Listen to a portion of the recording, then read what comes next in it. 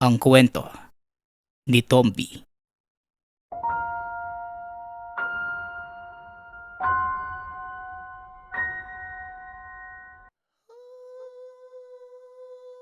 Nag-iisang anak si Alan ng mag-asawang Omar at Ellen.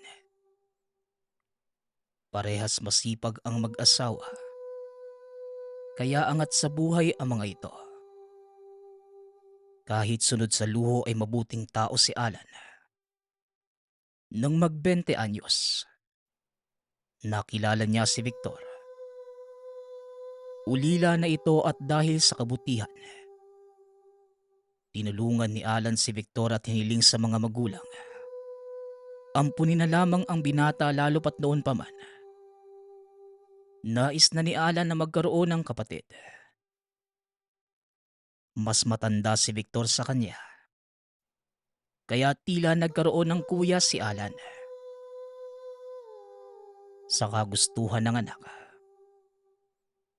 pumayag ang mag-asawa na ikinatuwa naman ng binata. Talaga po? Umapayag na kayo na manirahan dito sa bahay si Kuya Victor? Wika ni Alan sa mga magulang. Tumango naman si Nanay Ellen at nagsalita. Oo naman anak, para sa'yo ay pumapayag kami.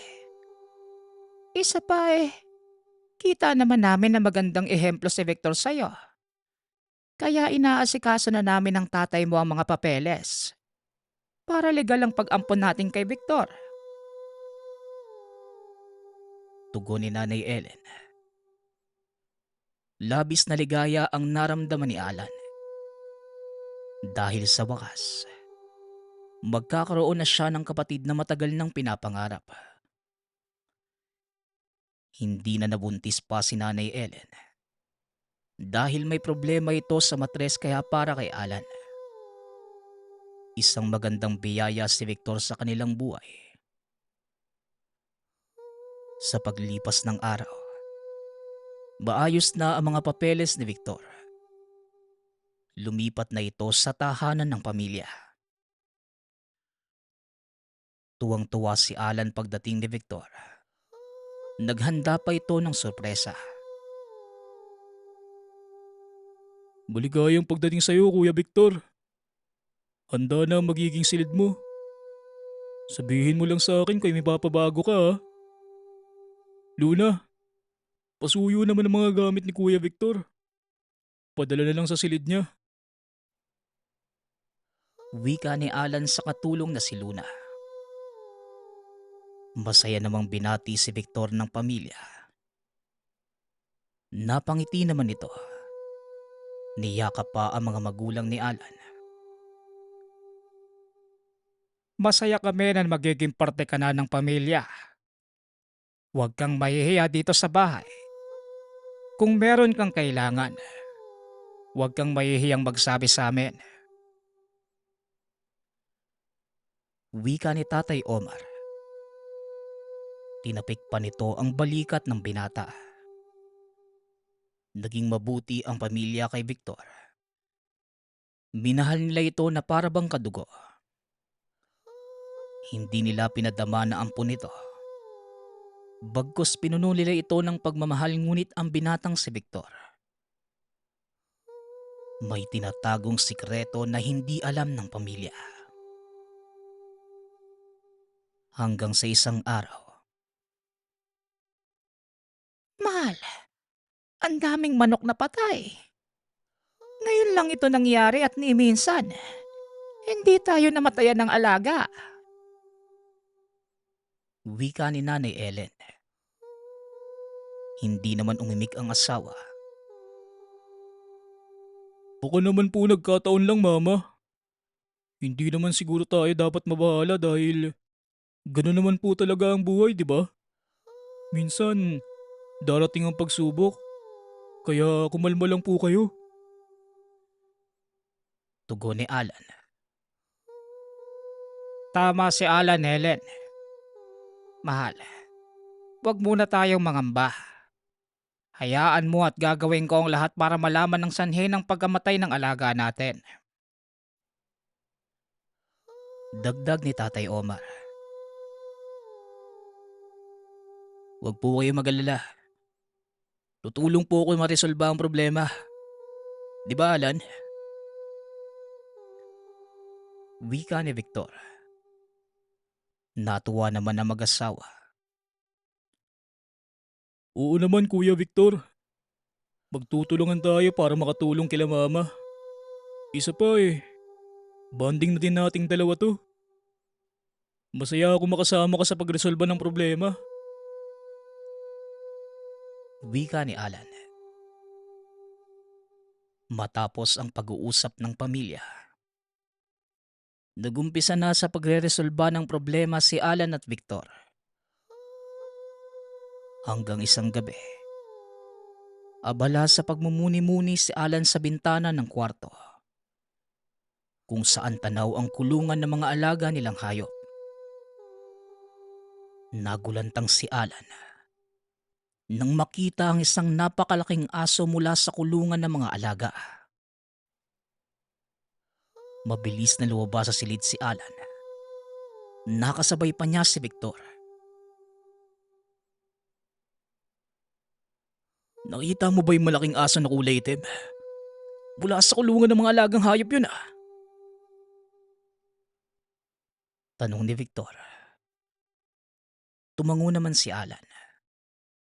Mabilis na pumunta sa kulungan ang dalawa at nagulantang sa nakita. Patay na ang mga alagang baboy ng pamilya. Halos lahat ay pare-parehong wakwak ang tiyan. Ano kayang nangyari dito? Sa tingin mo, Kuya Victor, yung aso na nakita natin, malamang yun ang may gawa nito, no? Tanong ni Alan. Napabuntong hininga naman si Victor. Sa tingin ko, Alan, aswang yung asong yun eh. Malamang wala na siyang mabiktima. Kaya puro hayop na lang ang kinakain niya. Nabanggit din sa akin ni Domgab kahapon. May namataan sila na malaking itim na aso. Kinakain yung mga alaga nilang manok. May hinala ako na iisa lang yung aso na yon. At yung tinutukoy ni Don Gab. Tugon ni Victor. Napakamot na lamang sa ulo si Alan. Aswang? Sigurado ka ba, Kuya Victor? Totoo ba talaga ang mga aswang? Ang alam ko, parte lang sila ng mitolohiya eh. Tsaka katang-isip lang sila ng mga tao. Wika ni Alan. Hinila naman ni Victor si Alan papunta sa silid. Nang tuluyang makapasok, ipinaliwanag ni Victor ang mga kaalaman sa mga aswang at iba pang elemento. Alam mo, Alan, hindi naman lahat ng aswang masama. Gaya ng ordinaryong tao, marunong din silang umibig, malungkot, maging masaya at higit sa lahat. Nasasaktan din sila. Nagugutom din gaya natin. Minsan dahil din sa tao, kaya nakakagawa sila ng masama. Alam mo, Alan, may gusto sana akong sabihin sa'yo eh. Hindi na natuloy pa ni Victor ang sasabihin dahil narinig nila ang malakas na sigaw ni Luna. Nagkatinginan ang dalawa at lumabas sa silid. Nadatna nila ang katulong na nakaupo sa sahig habang nakatingin sa malaking itim na aso. Nagtayuan ang balahibo sa katawan ni Alan. Bahagya itong napaatras. Habang si Victor naman, sinuntok nito ang aso. Mabilis na kumaripas ng takbo ang aso. Tinulungan ni Victor na makatayo si Luna. Maraming salamat sa pagtulong, Sir Victor. Ngayon lang ako nakakita ng ganyang kalaking aso. Itim na itim pa ang kulay. Wika ni Luna. Bakas sa boses nito ang takot. Hindi naman nagsalita pa si Victor. Lumabas ito upang siguraduhin na wala na ang nilalang. Grabe ang tapang ni Kuya Victor. Tsaka ang lakas niya ha. Namilipit sa sakit yung aso eh. Kaya takot na umalis. Teka, ayos ka lang ba Luna? Diyan ka lang ha. Susundan ko lang si Kuya Victor. Magpahinga ka na at panigurado. Pagod ka sa maghapong trabaho eh. Wika ni Alan. Matapos makausap ang katulong, mabilis na lumabas si Alan at sinundan si Victor. Nakita ito ni Alan na kausap ang kaninang aso sa labas ng bahay. Wag na wag ka nang babalik dito sa bahay namin. Dahil sa susunod na mamerwisyo ka, sisiguraduhin kong pipira-pirusoyin kita. Gaya ng ginawa mo sa mga alaga namin. Banta ni Victor. Rinig na rinig ni Alan ang mga sinabi ni Victor. Nanlaki ang mga mata ng binata nang marinig niya na sumagot ang aso. Sa puntong yon, nagkatawang tao ang nilalang. Kahit anong gawin mong kabutihan, Victor, kalahi ka pa rin namin. Hindi mo maaalis sa iyong dugo ang pagiging aswang. Tugon ng aswang. Nanlaki ang mga mata ni Alan sa narinig. Aswang man ang lahi ko, pero may dugong tao pa rin ako. Hindi ako kagaya niyo na kumakain ng hilaw na karne at nang bibiktima ng walang kamuang-muang na sanggol. Wika ni Victor. Tatapusin na sana niya ang buhay ng aswang. Ngunit mabilis itong kumaripas ng takbo. Napabuntong hininga si Victor. Nanlaki ang mga mata nang makita si Alan. Kuya, anong ginagawa mo dito? Kanina pa kita hinahanap eh. Wika ni Alan. Kanina ka pa ba dyan? Narinig mo ba ang sinabi ng aswang na yon? Tanong ni Victor. Napayuko naman si Alan. Hindi ito magaling sa pagsisinungaling. Kaya wala itong nagawa kundi umamin. Oo, Kuya Victor. Narinig ko ang usapan niyo at ang sinabi niya. Kalahi ka nila eh. Isa kang aswang pero kuya. Hindi naman yun totoo, di ba? Tugon ni Alan. Seryoso itong tumingin kay Victor. Napailing naman si Victor at sa puntong yon, napaatras si Alan.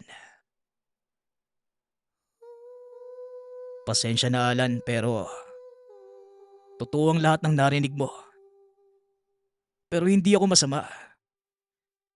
Yun din sana ang sasabihin ko sa'yo bago pa tayo lumabas eh. Pasensya ka na kung ngayon ko lang sinabi. Pero hindi ako nananakit ng tao kahit hayop. Paliwanag ni Victor. Natahimik naman si Alan. Hindi kagad makapagsalita. Lumapit pa ng bahagya si Victor pero tumalikod si Alan. Nalungkot ang binata sa naging reaksyon ng kapatid. Aalis na sana ito nang biglang lumapit sa kanya si Alan. Hinawakan siya nito sa balikat at tumitig sa mata. Aswang ka nga. Pero hindi mo naman ako kakainin, di ba? Kami nila mama at papa. Wika ni Alan. Napakunot ang noo ni Victor sa mga sinabi ng kapatid. Paano mo naman nasabi na totoong aswang ako? At isa pa, bakit ko naman kayo kakainin? Eh pamilya ko kayo eh. Tugon ni Victor. Napakamot pa ito sa ulo. Eh kasi sabi noon ng kaklase ko kapag ang isang aswang, tinitigan mo sa mata, baliktad ang tingin niya sa tao. Basta, hindi ko may paliwanag. Wika ni Alan. Hindi ka ba natatakot sa akin? Pangako, hindi ako nananakit. Tsaka handa akong ibuwis ang buhay ko. Masigurado ko lamang ang kaligtasan niyo. Tugon ni Victor. Niyakap naman ito ni Alan. Kaya pala ang lakas mo dahil aswang ka eh. Pero may bala ka bang sabihin kila mama ang sekreto mo? Baka mabigla sila. Wika ni Alan. Yun na nga din ang iniisip ko eh. Pwede bang wag na muna natin sabihin kahit kanino? Isikreto na muna natin dahil panigurado magiging delikado ang buhay ko eh. Tugon ni Victor. Sumang-ayon naman si Alan. Inilihim na mga ito ang sikreto ng binata. Sa paglipas ng mga araw, habang tumatagal ang pananatili ni Victor, napapansin na mag-asawa ang mga kakaibang kilos nito. Madalas, hindi ito sumasabay sa kanila sa tuwing kakain. Napansin din ni Alan ang mga napupuna ng mga magulang. Kaya para hindi mabuko ang sikreto ng kuya, sinabayan niya ito. Abalan, bakit hindi kayo sumasabay sa amin?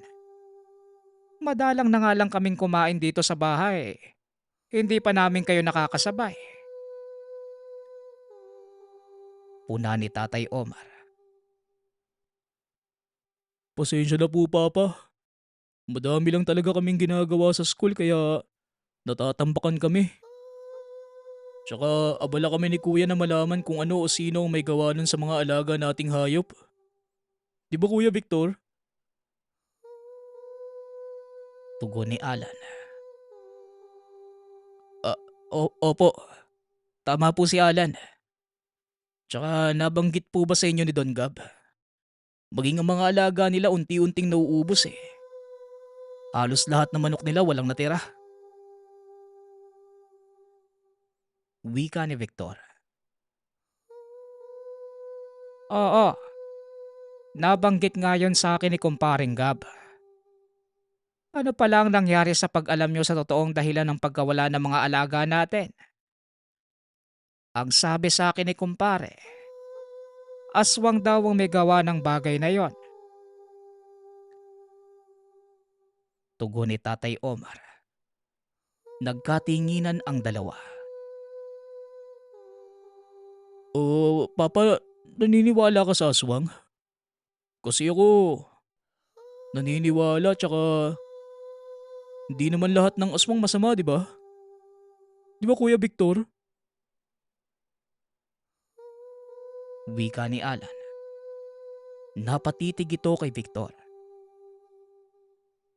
Hindi kagad nakasagot ang binata dahil nabigla ito sa sinabi ni Alan. Tama ka anak.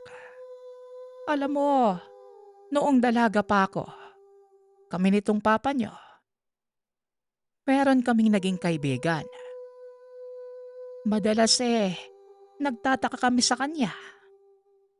Sobrang masikreto. Tapos nalaman namin, aswang pala. Pero hindi namin siya hinusgahan. Kasi mabait naman siyang tao. Sayang nga lang, nabalitaan namin na pagbintangan siya na kumain ng tao at pinatay ang pamilya niya. Wika ni Nanay Ellen. Nabilaukan naman si Victor. Kaagad na binigay ni Alan ang tubig kay Victor. Nagsalita pa si Tatay Omar. Balita ako din. Meron silang anak tapos yun lang ang nakaligtas sa pamilya. Siguro kasing edad mo siya, Victor. Kung may komunikasyon pa sana kami sa kaibigan namin na yon, isa kami sa magpapatunay na mali ang paratang sa kanila. Kasi kami mismo, saksi na hindi ganun ang kaibigan namin. Nanghihinayang ako kay Hiro. Matalino pa naman yon. Dagdag ni Tatay Omar. Naluha naman si Victor na kaagad napuna ng pamilya. Ah, ah, Pasensya na po ah. Dadala lang po ako ng emosyon ko. Gaya kasi ng kwento niyo ang nangyari sa pamilya ko eh. Napagbintangan lang din sila ng mapanghusgang tao. Tugon ni Alan. Patuloy lang ito sa pag-iyak at nagpaalam na sa pamilya. Kaagad namang sumunod si Alan kay Victor. Dahil iba ang kutob nito. Pagkarating sa silid, nakita ni Alan na nakatingin ang kuya sa isang larawan. Kuya Victor, yan ba ang pamilya mo? Pasensya na kung bigla na lang akong pumasok. Nag-aalala ako sa iyo eh. Kita ko ang lungkot sa mga mata mo. Ayos ka lang ba? Tanong ni Alan. Napatingin naman si Victor at napabuntong hininga. Hero ang pangalan ng tatay ko. Ito siya oh. Gaya ng sinasabi ng mga magulang mo. Namatay din siya sa kamay ng mga taong bayan. Ako lang yung nakaligtas eh. Tugon ni Victor. Natigilan ang dalawa at napaisip. E paano kung iisa lang sila?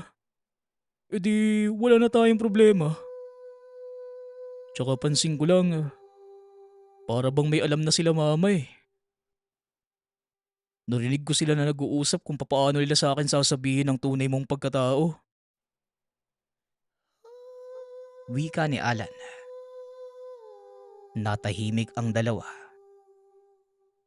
Hindi na nagsalita ang mga ito at sinantabi na lamang ang kanilang iniisip. Ilang buwan ang lumipas, patuloy ang pag-atake sa mga hayop. Hanggang sa isang araw. Lumabas ng hating gabi si Tatay Omar para magmatsyag. Nakita niya ang isang asong itim na kinakain ng kanilang mga alaga. Sinaway pa ito ni Tatay Omar. Ngunit inatake siya nito. Upang depensahan ng sarili, binaril ni Tatay Omar ang aso at tumandusay ito sa lupa. Narinig nila Alan ang putok ng baril. Kaya kagad nagpunta ang mga ito sa kulungan ng mga hayop. Nakita nila ang aso na nakahandusay ngunit laking gulat nila nang bigla itong mag-anyong tao. Aswang! Ibig sabihin lang, tama ang hinala natin na aswang ang may gawa ng lahat ng pagkawala ng mga alaga nating hayop. Wika ni Nanay Ellen. Pinulsuhan pa ni Victor ang aswang. Napailing ang binata. Patay na ito mama. Papa, delikado tayo dito. Panigurado gaganti ang pamilya nito. Alam ko kung paano lumaban ng mga nilalang na yun eh. Buhay sa buhay. Wika ni Victor. Victor, tapatin mo nga kami. Hindi ka tao, tama ba? Aswang ka kagaya nito. Magsabi ka sa amin ng totoo dahil kita ko sa mga mata mo. Tugon ni Tatay Omar. Napayuko naman si Victor. Kaagad pinagtanggol ni Alan ng kuya. Pa, magpapaliwanag kami ni kuya. Pakinggan niyo po muna kami. Pakiusap. Huwag niyo po sana siyang huhusgahan. Huwag naman sana kayo magalit sa amin. Wika ni Alan. Nagulat ang mga magulang sa narinig. Ibig sabihin anak, alam mo na ang tungkol sa tunay na pagkatao ni Victor. Kailan pa anak? Tanong ni Nanay Ellen. Napayuko naman si Alan at humingi ng pasensya. Kaagad naman pinaliwanag ng mga magulang ni Alan na una pa lamang. Alam na nila ang totoo. Sinabi lamang ni Tatay Omar ang bagay na yon para umamin ng dalawa. Natuwa sila Alan dahil sa wakas. Hindi na nila kailangan pang maglihim sa mga magulang. Nawala man ang problema ng dalawa, may bago naman silang iisipin. Ayaw din ni Tatay Omar na umalis sa tahanan dahil matagal nila itong pinaghirapan. Nirespeto naman ng pamilya ang pasya ni Tatay Omar. Ngunit gaya ng sinabi ni Victor, binalikan sila ng pamilya ng aswang na napatay ni Tatay Omar. Isang gabi, habang naglalakad si Alan sa malawak na lupain upang magmuni-muni, nagulantang ito nang makita ang grupo ng mga aswang na papunta sa tahanan. Sa takot ng binata, nagmamadaling bumalik sa tahanan si Alan. Nakasalubong nito si Victor. Anong nangyayari sa'yo? Bakit takot na takot ka? At isa pa, ba't ba nagmamadali ka? Meron bang problema? Tanong ni Victor. Kuya, may mga aswang sa labas. Papalapit na sila dito eh. Kita akong galit na galit sila. Natatakot ako kuya, baka ito na yung sinasabi mong paghihiganti ng aswang. Tugon ni Alan. Makikita ang namumuong pawis sa noon nito. Kaagad na napatingin si Victor sa bintana. Ilang sandali pa, bigla na lamang nabasag ang salamin na bintana at pumasok ang mga aswang. Victor, masaya akong makita kang muli. Nasaan ang bangkay ng mahal kong anak?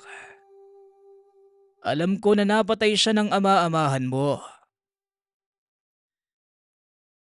Wika ng pinuno ng mga aswang. Sabay na bumaba ang mga magulang ni Alan. Bit-bit ang buntot pagi at may suot na sanbenito ang mga ito. Sa tingin mo, natatakot ako sa inyo? Hindi. Matagal na akong nakahanda na makaharap kayo. Wika ni Tatay Omar. Napangiti naman ang pinuno. Wala ka ba ding pinagbago, Omar?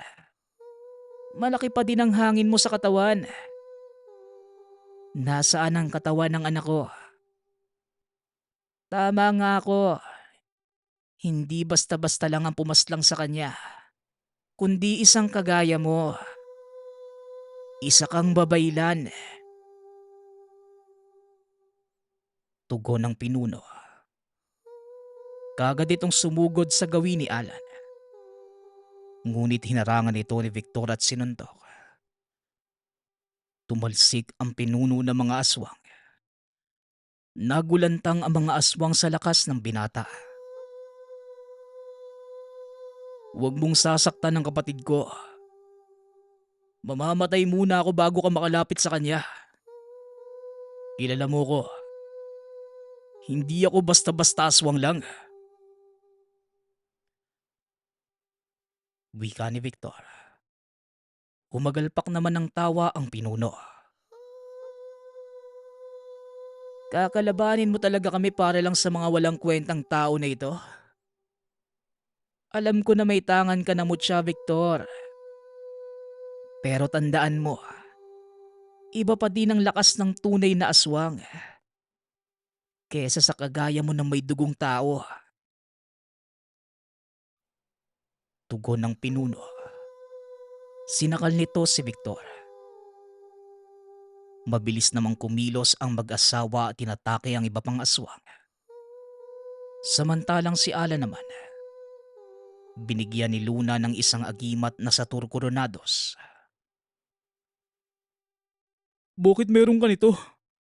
Tsaka bakit hindi ka pa umaalis? Iligtas mo ang buhay mo.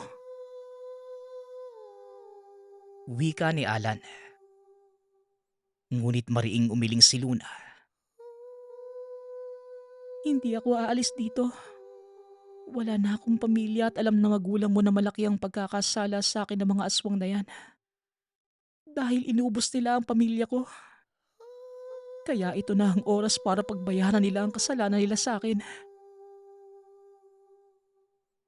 Tugon ni Luna. Binigay din ito ang buntot pagi kay Alan. Naging madugo ang labanan. At nang makita ni Alan na nahihirapan si Kuya Victor, kaagad niya itong sinaklolohan.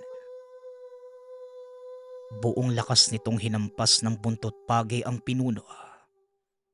Naglatay ito ng malaking sugat sa likuran ng aswang. Sa galit ng aswang ay tinulak nito ng buong lakas si Alan. Mabuti na lamang ay mabilis na kumilos si Victor. Nasalo nito ang kapatid ngunit ito ang tumama sa pader at dumugo ang ulo. Kuya Victor, imulat mo ang mga mata mo. Pakiusap. Bakit ba niligtas mo pa ako? Sana hinayaan mo na lang ako eh. Biglang minulat ni Victor ang mga mata. Kaagad nitong hinablot ang kapatid at sinuntok ang pinuno. Kumilos naman si Tatay Omar at binunot ang baril. Binaril nito ang aswang ngunit mabilis itong nakailag. Si Luna naman ay hinampas ng buntot pagi ang aswang at nanghina ito. Sinaksak pa ito ni Ellen gamit ang punyal na may basbas ng simbahan ngunit pagtalikod ni Ellen, nasaksak ito ng mahabang kuko ng aswang. Napasuka ito ng dugo. Nanlaki ang mga mata ng lahat sa biglaang pangyayari. Gigilitan pa sana ito ng aswang. Ngunit mabilis itong hinarangan ni Victor. At ito ang tinamaan sa leeg.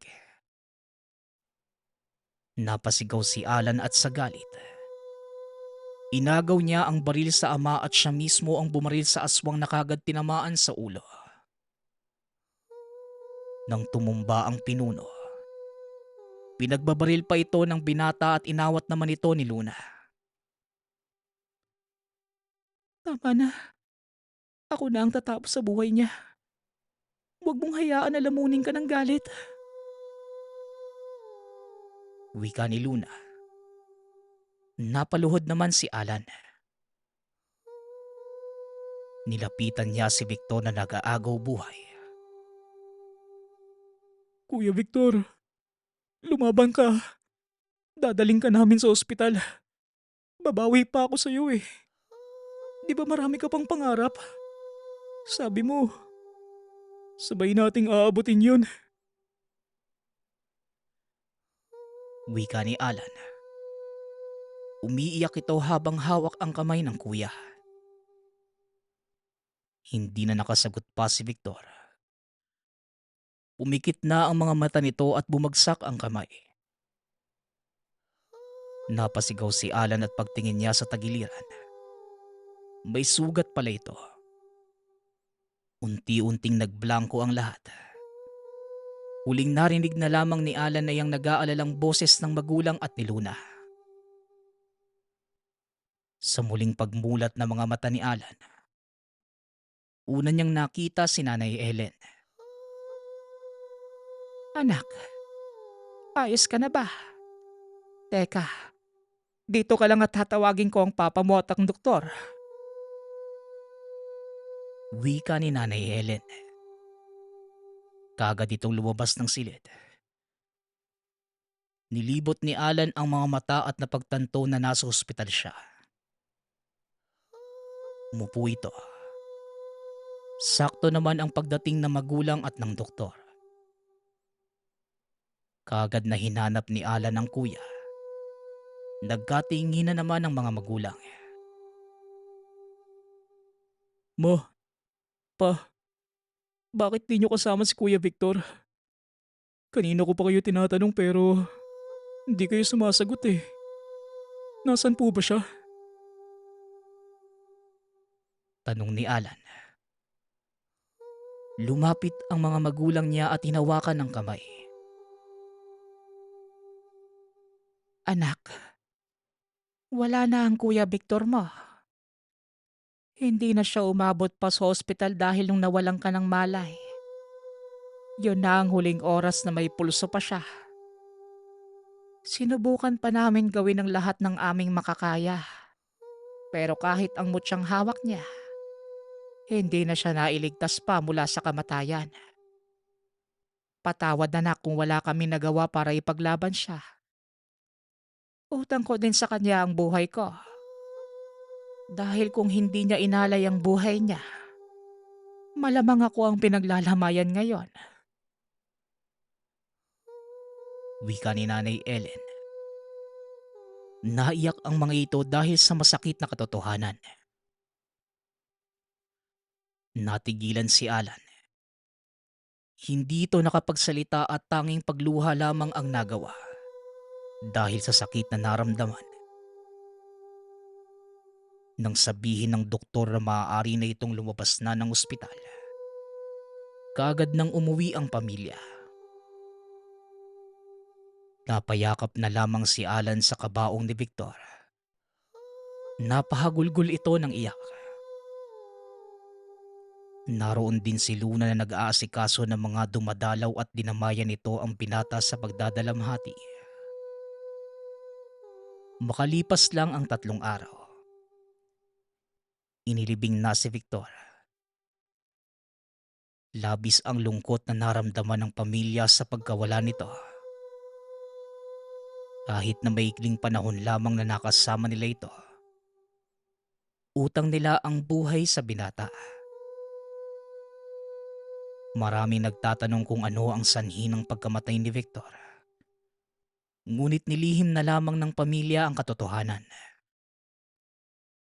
Kasama ng bangkay ni Victor, inilibing ang mutya na tanga nito. Sa kasalukuyan, nagkatuluyan si Alan at si Luna. Nagkaroon sila ng 2 anak. Nag-ibigan ng 2 matapos ang ilang taon at nagpasyang magpakasal. Samantalang ang mga magulang naman ni Alan, ngayon ay kasama na ni Victor sa langit. Magpasa hanggang ngayon, hindi pa rin malilimutan ni Alan si Victor at mga masasayang alaala ng kapatid niyang aswang.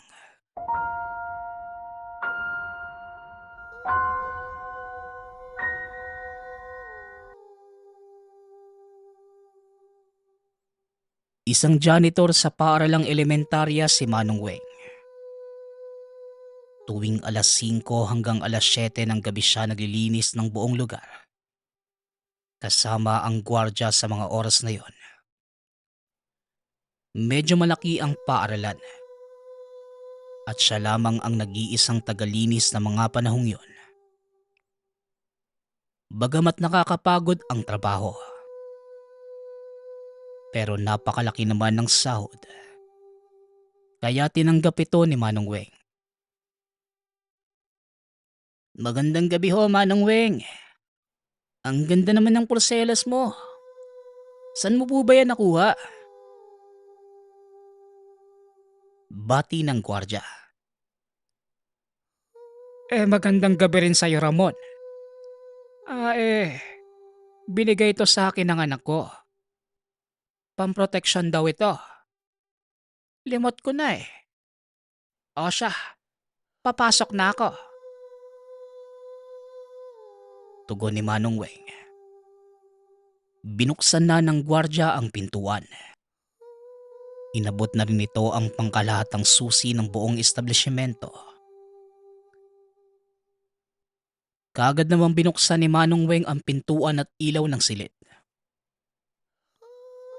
Nagsimula na siyang maglinis ngunit makalipas ang ilang sandali. Biglang umindap ang ilaw. Hanggang sa tuluyan itong namatay.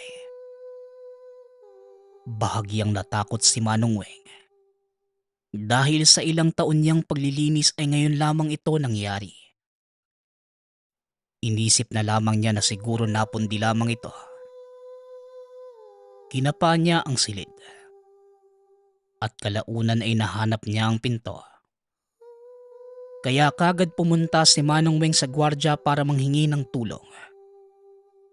Ngunit nagtaka siya dahil wala ito sa istasyon. Pumunta na lamang si Manong Weng sa ibang silid. At doon muna naglinis. Makalipas ang ilang oras ay natapos na niya halos lahat ng silid. Pwera na lamang sa silid na namatayan ng ilaw. Pati ang pinakadulo sa pasilyo. Bubuksan na sana ni Manong Weng ang pintuan. Pero nakarinig siya ng ingay sa pinakaunang silid. Binaba niya muna ang gamit at ininspeksyon ng kwarto. Sinubukan niya muling buksan ang ilaw. Pero pundido pa rin ito. Nagulantang si Manong Weng. Nang biglang sumulpot ang gwardya sa likuran niya. Ano ka ba naman, Ramon? Aatakihin ako sa puso sa'yo eh. Anong ginagawa mo dito?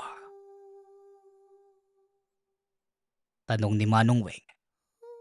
Habang hawak ang dibdib. Pero hindi nagsalita ang gwardyang si Ramon. Pinulot na lamang ni Manong Weng ang nabitawan niya kanina. Ngunit sa muling pagtingin niya sa gwardya, bigla itong nawala. Kinilabutan si Manong Weng ngunit inisip na lamang na baka binibiro lang siya ng gwardya. Hindi magandang biro to, Ramon. Tignan mo. Kapag inatake ako sa puso dahil sa pinagagawa mo, Wika ni Manong Weng. Nagbabaka sakali siyang marinig ito ng gwardya. Pero walang umiimik o ingay na naririnig si Manong Weng. At dahil hindi pa rin bumubukas ang unang silid, pumunta siya sa dulong kwarto. Pagkabukas ng ilaw, kagad natumba si Manong Weng sa sobrang gulat. Sa dulo ng silid, nakakita siya ng babae sa likuran. Matapos kusutin ang mga mata, bigla itong nawala kaagad. Upang makasigurado, muling bumalik sa istasyon ng gwardya si Manong Weng. Pero wala pa rin si Ramon. saan ba nagpunta tong si Ramon? Trabaho niyang bantayan ng lugar pero kung saan-saan siya nagpupunta. Ay nako talaga. Wika ni Manong Weng sa sarili. Wala na itong ibang pwedeng gawin kung hindi pumasok sa silid at gawin ang trabaho. Dahil sa takot, kumuha ng napakalaking bato si Manong Weng. Iniharang ito sa pintuan. Gusto niyang makasigurado na kung meron mang mangyayari, makakaalis kagad siya sa kwarto. Hindi makatingin ng diretso sa nilalampasong sahig si Manong Weng. Dahil maya't maya niyang tinitignan ng paligid dahil sa nakitang babae kanina. Pagkalipas ng ilang minuto, dali-dali niyang niligpit ang mga gamit. Papalis na ng silid si Manong Weng. Kaya binuhat niya ang bato ngunit biglang sumarado ang pinto. Tila sasabog na ang puso ni Manong Weng sa nangyari. Pinilit niyang buksan o hilayin ang pinto. Pero hindi ito umuusad. Namumutla na si Manong Weng at kung ano-ano na ang pumapasok sa isipan. Sigaw ng sigaw ang matanda kay Ramon. Pero makalipas ang ilang minuto, walang rumesponde. Naisipan na lang niya na maghintay dahil kalaunan. Maglilibot naman ang gwardya upang makasiguradong walang tao sa establishmento. Habang naghihintay, lalong natakot si Manong Weng na namatay ang ilaw. Paulit-ulit siyang nagdasal sa lahat ng santong kilala. Bagamat madilim ang kapaligiran, nakakasigurado siyang nakakita siya ng anino ng babae. Napasigaw ng napakalakas si Manong Weng. Pakiramdam niya ay hihimatayin siya ng mga oras na yon. Kaagad namang bumukas ang pinto at binuksan ang ilaw. Nakita ng gwardya si Manong Weng. Nanginginig ito sa takot. Kaagad niyang tinulungan ang matanda at dinala sa istasyon. Makalipas ang ilang sandali, doon pa lamang nahimasmasan si Manong Weng. Kaagad niyang tinanong sa gwardya kung nasaan si Ramon. Ngunit nagtaka ang gwardya. Ang sabi nito, siya lamang ang nakatalaga ng gabing yon. Hanggang ngayon hindi maipaliwanag ni Manong Weng ang nangyari. Ngunit nais lamang niyang ibahagi ang kanyang kwento. Sinamahan siya ng gwardya ng gabing yon. At nang buksan nito ang ilaw sa unang silid ay bumukas naman ito. Tinapos na lamang ni Manong Weng ang trabaho. Simula noon, hindi na siya pumasok bilang tagalinis ng eskwela. Bagamat nanghihinayang sa laki ng kita, mas mahalaga sa kanya ang buhay. Magpasa hanggang ngayon, bagamat sobrang tanda na ni Manong Weng, ibinabahagi pa rin niya sa iba ang kanyang kwento at mga naging karanasan. Sa dulo ng pasilyo.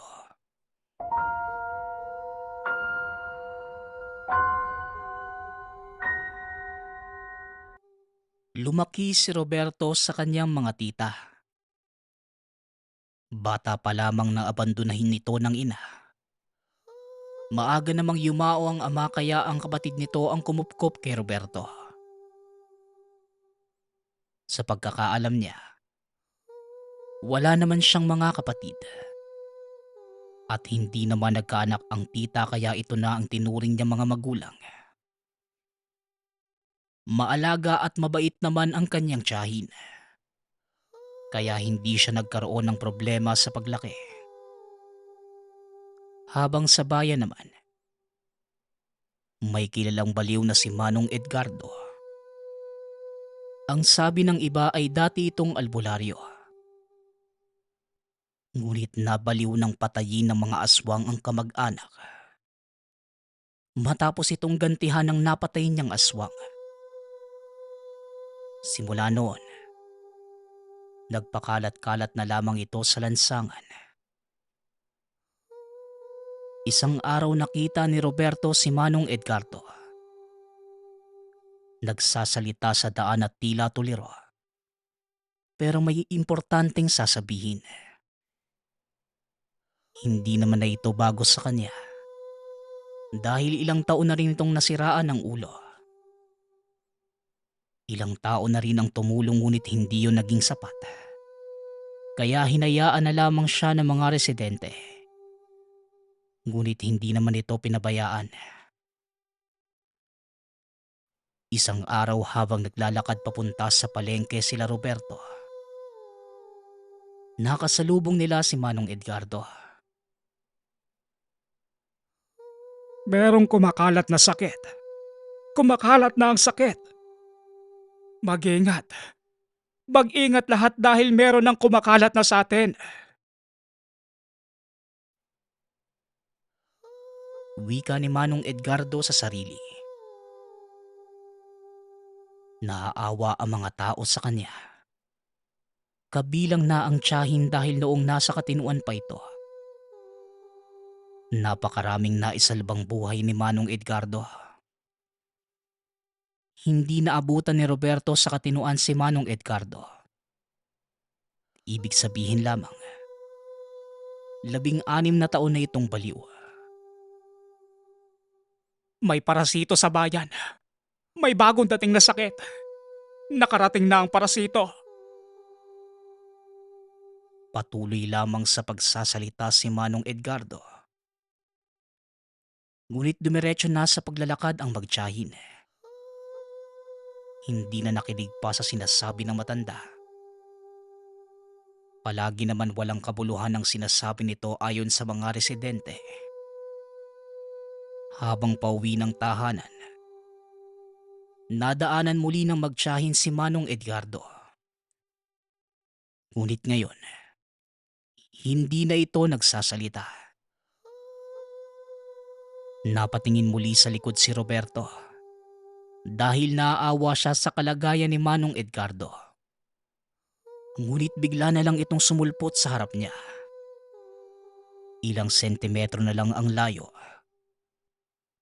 Sa sobrang gulat ni Roberto, natapon niya ang kanyang pinamili. Kaagad tinulungan ng tiyahin sa pagpulot si Roberto. Tinignan nila ang matanda at umalis na ito. Hindi sigurado ang binata pero pakiramdam niya, binabalaan siya ng matanda sa paparating na problema. Matapos ang engkwentrong yon, umuwi na ang magtiyahin. Pinag-usapan nila ito ng bahagya ngunit kalaunan, nakalimutan na rin ng dalawa. Isang araw nagulat na lamang si Roberto. Merong matandang babae na kumakatok sa tahanan. Hindi naman ito sobrang tanda ngunit kitang-kita naman na may edad na ito. Kaagad niyang tinawag ang tiyahin upang alamin kung ano ang pakay ng babae. Ngunit napatitig lamang ito sa tiyahin. Jody, anong ginagawa mo dito? Tanong ng tiyahin. Kilala mo po siya, tita? Tanong ni Roberto. Oo, Roberto. Siya ang nanay mo. Tugon ng tiyahin. Ilang sandaling katahimikan ang lumipas. Hindi sila makapaniwala na matapos ang 16 na taon na hindi pagpapakita o pagpaparamdam, bigla na lamang susulpot sa kanilang tahanan ang inang umabandona kay Roberto nang siya ay panganak. Bale, minamaltrato ka ng bago mong kasama kaya iniwan mo ang mga anak mo sa kanya. Sa tatay nilang mapanakit. Grabe ka naman, Jody. Hindi bagay sa'yo maging ina. Roberto, akin na ang telepono at tatawagan natin ang pulis para matulungan ang mga kapatid mo. Wika ng tiyahin. Tunay ko po ba silang mga kapatid? O anak mo sila sa ibang lalaki? Tanong ni Roberto. Ngunit hindi sumagot ang ina. Alam na niya sa sarili na matapos siyang abandonahin, nagsimula ito ng panibagong buhay. Hindi maalis ni Roberto sa puso ang galit. Hindi siya makapaniwala na meron palang babaeng katulad nito na hindi pwedeng tawaging ina. Mukhang gawain na talaga niyang mag-abandona ng mga anak. Makalipas ang ilang pang pag-uusap, nagmakaawa ang ina na matapos makuha ng otoridad ang mga anak. Mananatili muna ito sa tahanan ng magtiyahin. Ang sabi ni Jody, hindi niya pa kayang harapin ang lalaking nambugbog sa kanya at mga anak. Pati na rin ang mga inabandon na niyang bata. Hindi makapaniwala ang magtiyahin kung gaano kasama at makasarili ang babaeng ito. Hindi man lang niya inisip ang kapakanan at nararamdaman ng mga anak. Ngunit dahil busilak ang puso ng tiyahin, pumayag ito pero sa isang kondisyon. Pagkatapos ng isang buwan, kailangan na nitong bumukod at alagaan ang mga anak. Nangako naman si Jody na tutuparin ang kondisyon. Doon muna nanirahan ng ina. Bali-balita na sa bayan ng pagkawala ng ilang mga residente. Natatagpuan naman ang iba ngunit wala ng buhay. Samantalang ang iba naman, hindi pa nahanap hanggang ngayon. Napapahala ang mga residente kaya naman inabisuhan sila ng mga otoridad. Mag-ingat sa hindi kilala dahil hindi natin alam kung ano ang pakay ng mga ito. Dumagdag pa ang ina sa problema ng magtiyahin. Puro kamalasan na lamang ang nangyari sa magtiyahin simula nang dumating ito. Hindi siya gumagawa ng gawaing bahay. Ilang beses pa itong nahuling nagnakaw. Tinutubos lamang ito ng tiyahin. Ngunit ang hinding-hindi mapapatawad ni Roberto ay ang nangyari sa pinakamamahal na tiyahin ay kagagawa ng ina. 3 araw na lamang ang natitira bago tuluyang umalis ang ina. Nagpapasok ito ng lalaking hindi nila kilala. Hindi na nga ito nagpaalam o tumutulong sa gastusin. O kahit gawaing bahay man lang ay nagawa pa nitong makipag-inuman sa hindi kilalang lalaki sa loob ng pamamahay. Hindi pamilyar ang lalaking yon kila Roberto. Kaya tingin nila ay taga-ibang bayan ito na kaibigan ng ina. Napuno na ang tiyahin. Kaya sinigawan niya ito at pilit pinaalis ang kapatid. Bagamat may 3 araw pa bago matapos ang isang buwan, hindi na nila kinaya ang pasakit ng dala ng ina. Iniwan ng misteryosong lalaki ang lagayan sa kanilang mesa. Bago ito tuluyang umalis kasama ng ina, nagawa pa nitong tumingin kay Roberto. Biglang tumindig ang balahibo ng binata at naramdaman niya na may mali. Abala ang tiyahin sa paglilinis ng kalat. Tinignan muli ni Roberto ang lalaki. Ngunit bigla na lang nawala ito kasama ang ina. Nagkaroon tuloy ng duda si Roberto na baka may kinalaman ng ina at lalaking yon sa pagkawala at pagkamatay ng ilan sa mga residente ng bayan. Tulungan ko na po kayo dyan, tita. Bigla namang nabitawan ng tiyahin ng lalagyan. Ay naku po, tita. Dahan-dahan lang po kayo. Kukuha lang po ako ng walis. Huwag po muna kayong gumalaw, tita, ha? Baka masugatan po kayo. Wika ni Roberto. Pasensya ka na, Roberto. Grabe na kasi ang si Jody. Wala nang respeto eh. Sa sobrang galit ko nabitawan ko tuloy yung bote ng lalaki. Kung ano man ang laman nun, kasalanan niya ba't natapon? Tugon ng tiyahin. Napahawak ito sa paa dahil nasugatan ng bubog. Kagad kumuha si Roberto ng walis at gamot. Hindi na iwasang pumasok ang likido sa loob ng sugat ng tiyahin. mula sa nabasag na lagayan. Ngunit hindi nila ito masyadong pinansin ng mga oras na yon. Pero kung alam lang ito ni Roberto na hindi alak, edi sana naagapan niya ng tulong ang tiyahin. Hindi na nila muli pang nakita ito o nakarinig ng balita mula sa ina. Naging masaya naman ang dalawa dahil nawalan sila ng pasakit sa buhay. Bagamat ang babaeng yon ang ina ni Roberto, hindi naman ito nagpakaina sa kanya. Akala ni Roberto doon na matatapos ang kalbaryo. Ngunit yun pa lamang pala ang simula ng mabigat na pagsubok. Habang tumatagal, napapansin niya ang pagbabago sa tiyahin. Hindi na ito natutulog masyado sa gabi. Tila mas aktibo pa ito ng mga oras na yon. Habang tumatagal, nihihirapan na itong kumain. Kaya naman nangangayat ito at naging iritable. Ang dating mabait at masiglang tiyahin, naging iritableng babae na hindi nakilala ni Roberto. Hinabaan naman ng binata ang pasensya.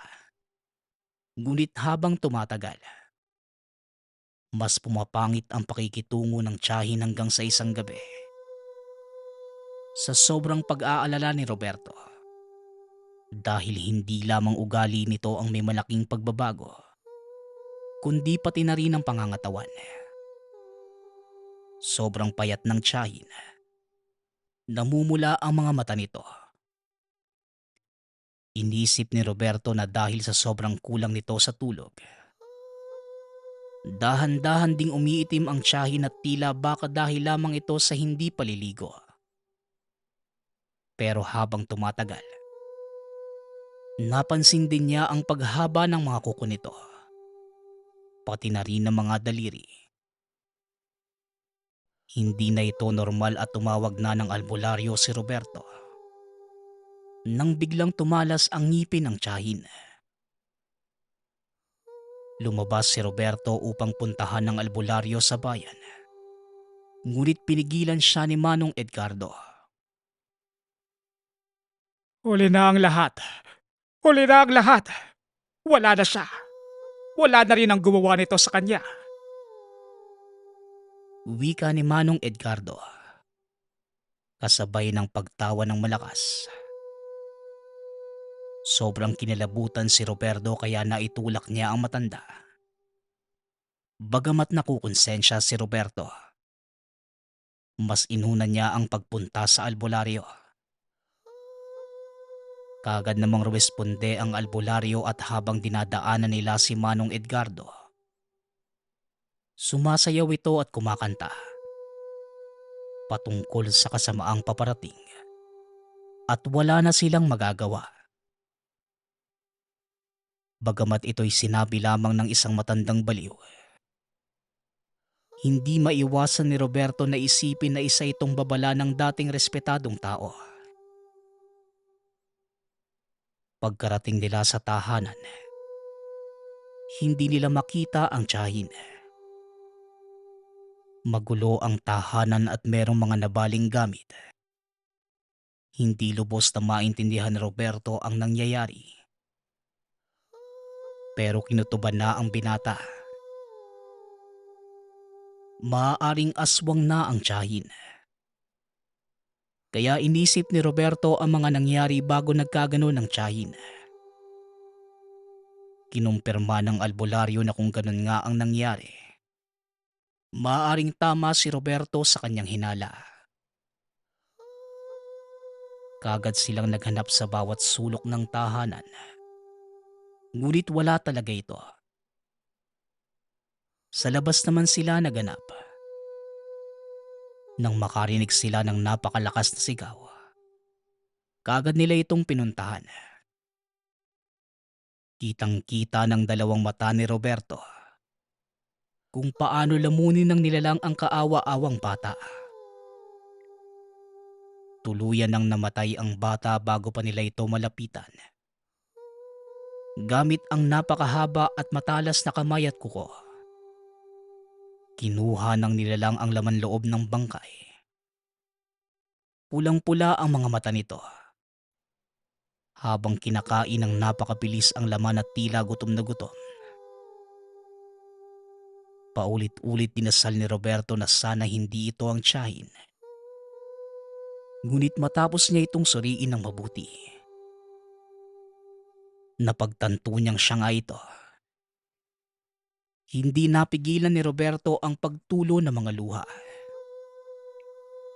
Nag-iisang pamilya niya ang naging aswang. Habang umiiyak si Roberto, kumilos na ang albularyo. Kaagad itong naglabas ng mga kagamitan at nagsalita.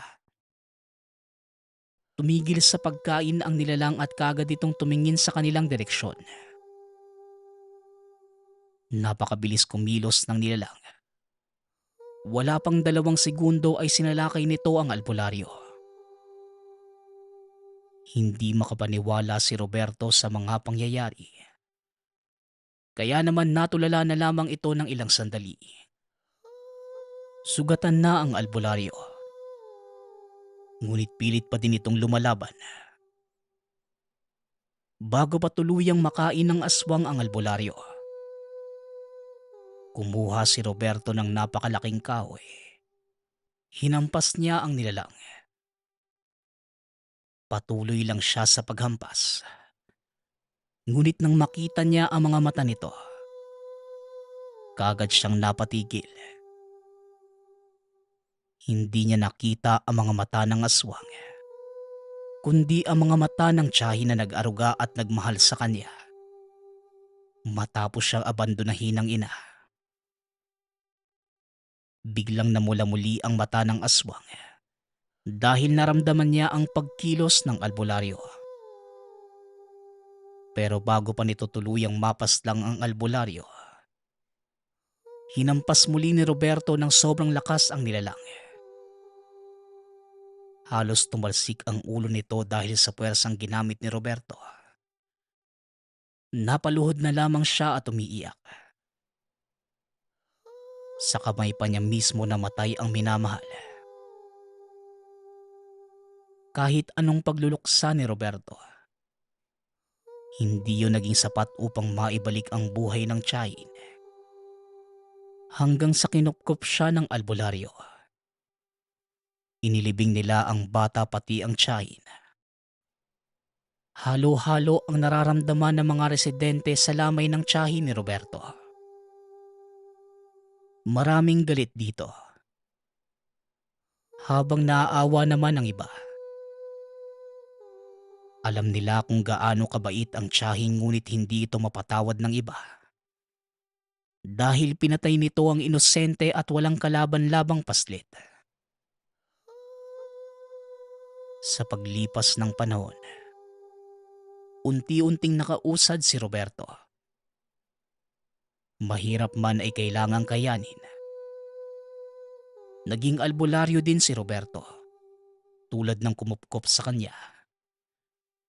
Pero ang layunin ng pinata ay hindi pumaslang ng aswang, kundi humanap ng lunas. Dahil para kay Roberto, hindi lahat ng aswang ay masamang nilalang. Ang iba ay biktima lamang. Katulad ng tiyahin.